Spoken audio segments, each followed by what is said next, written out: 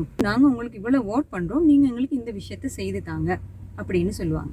அப்படி சொல்கிறவங்கள வந்து கண்டிப்பாக நம்பவே முடியாது. ஏன்னு பார்த்தீங்கன்னா இந்த ஒரு விஷயமே பார்த்தீங்கன்னா இது இந்த விஷயத்துலேருந்தே அங்கே உங்களுக்கே நல்ல கிளியராகவே தெரியும், இந்த இடத்துலையே ஒரு கரப்ஷன் ஸ்டார்ட் ஆகுது, ஒரு கரப்ஷன் ஒன்று ஸ்டார்ட் ஆகுது. ஏன்னு பார்த்தீங்கன்னா இது ஒரு ஒரு என்ன சொல்கிறது, ஒரு ஒரு டீலிங் மாதிரி.